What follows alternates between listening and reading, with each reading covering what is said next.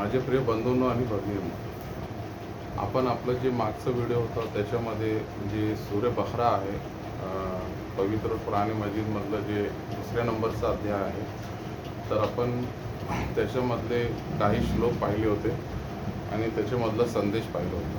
तर श्लोक क्रमांक 103, 104 आणि 105 आपण पाहिलं होतं.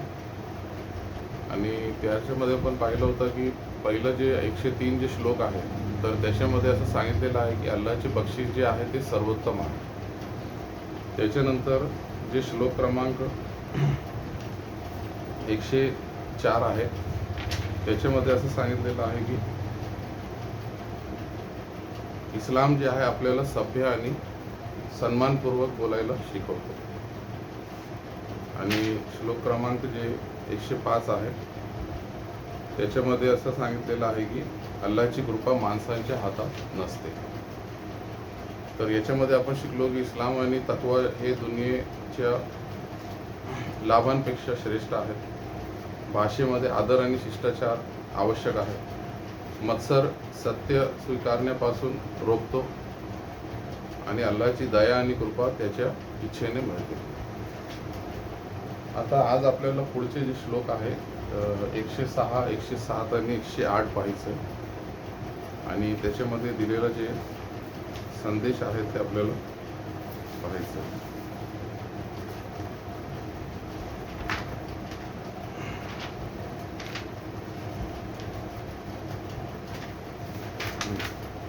तर श्लोक क्रमांक जे 106 आहे त्याचा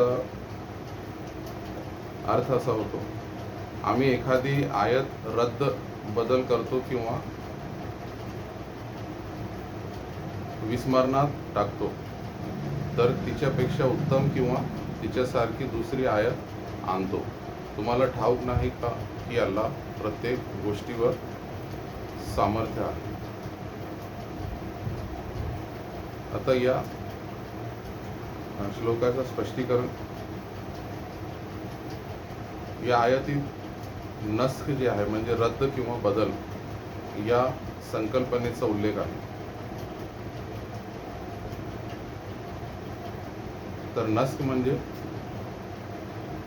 आयतीचं हुकूम नंतरच्या हुकमाने बदलणे आणि परिस्थितीनुसार शरीयतमध्ये टप्प्याटप्प्याने सुधारणा करणे. हे कमकुवतपणाचे लक्षण नाही तर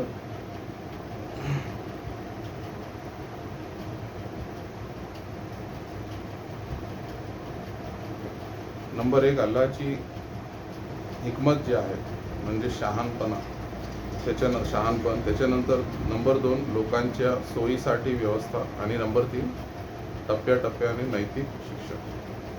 आता याचं उदाहरण, दारू म्हणजे मध्ये जे होतं हराम करण्याचे आदेश एकदम आला नाही, तो हळूहळू उतरला. आता या श्लोकाशी निगडीत जे हदीस आहे, प्रेषित मोहम्मद सल्लल्लाहु अलैहि वसल्लम यांनी सांगितले की मला सोपी आणि संतुलित शरीयत देऊन पाठवले गेले आहे. ही हदीस मसनद अहमदमध्ये उल्लेख केलेली आहे. इस्लाम कठोर नाही तर संतुलित आहे. आता आज या श्लोकाला आपण आजच्या जीवनाशी कसं जोडू शकतो.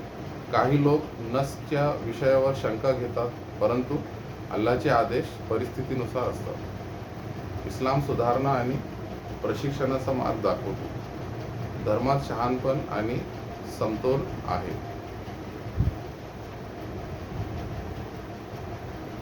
त्याच्यानंतर जे श्लोक क्रमांक 107 आहे, त्याचा अर्थ असा आहे की तुम्हाला ठाऊक नाही का की आकाश आणि पृथ्वीचे राज्य अल्लाहच्या ताब्यात आहे आणि अल्लाह शिवाय तुमचा कोणताही मित्र किंवा मदतनीस नाही. तर याचं स्पष्टीकरण, ही आयत अल्लाहच्या संपूर्ण सार्वभौमत्वाची घोषणा करते.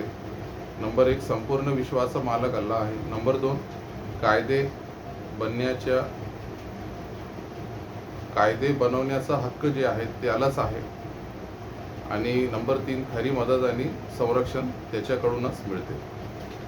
तर या श्लोकाशी निगडीत सहावयांचा प्रसंग, बद्रच्या युद्धात मुसलमान संख्या आणि साधनांनी कमी होते, साधन कमी होते त्यांच्याकडे, पण अल्लाच्या मदतीने त्यांना विजय मिळाला. हे दाखवते की खरी मदत अल्लाहकडून येते. आता याला पण आजच्या जीवनाशी कसं जोडू शकतो, तर शक्तिशाली देशाची भीती, त्याच्यानंतर आर्थिक संकट आणि सामाजिक दबाव. ही आयत सांगते अंतिम सत्ता अल्लाहकडेच आहे. आता श्लोक क्रमांक जे 108 आहे त्याचा अर्थ, तुम्ही तुमच्या रसूलला तसेच प्रश्न विचारू इच्छिता का, जसे यापूर्वी मूसा अलैहिस्सलाम यांना विचारले गेले, आणि जो ईमानऐवजी कुफ्र स्वीकारतो तो सरळ मार्गापासून भटकतो. याचं स्पष्टीकरण ही आयत बनी इस्रायलच्या वागणुकीचा उल्लेख करते. त्यांनी काय केलं? नंबर 1, अनावश्यक प्रश्न विचारले.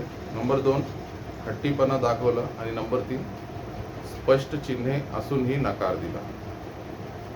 अल्लाह मुसलमानांना इशारा देतो. नंबर 1, हट्टवादी प्रश्न टाळा. नंबर 2, रसूलची आज्ञा पाळा. आणि नंबर 3, ईमान मजबूत ठेवा.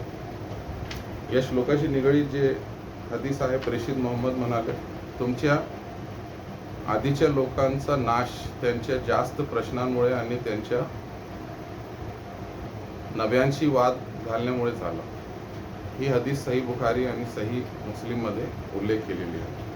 तर मूसा अलैहिस्सलाम यांचा प्रसंग काय होता आपण आधी पाहिलेला आहे की मूसा अलैहिस्सलाम यांनी गाय कापण्याचा आदेश दिल्यावर बनी इस्रायलने वारंवार अनावश्यक प्रश्न विचारले, त्यामुळे गोष्ट कठीण झाली. तर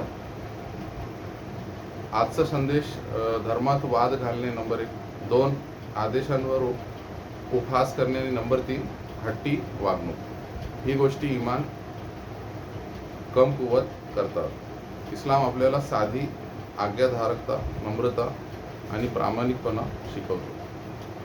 एकत्रित धडे आपल्याला या तिन्ही श्लोकांमधून काय मिळाले? नंबर 1, अल्लाह शहाणपणाने आदेश बदलतो. नंबर 2, खरी सत्ता आणि मदत फक्त अल्लाहकडे आहे.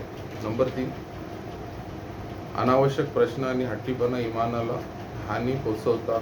आणि नंबर 4, आज्ञाधारकता आणि विश्वास हा यशाचा मार्ग आहे. तर हे काही गोष्टी होते जे या व्हिडिओमध्ये आपण बघितले या श्लोकांवर. आता पुढचे जे श्लोक आहेत आणि त्यांच्याबद्दल जे माहिती आहे ते आपण पुढच्या व्हिडिओमध्ये पाहू. आज आपण इथे थांबू.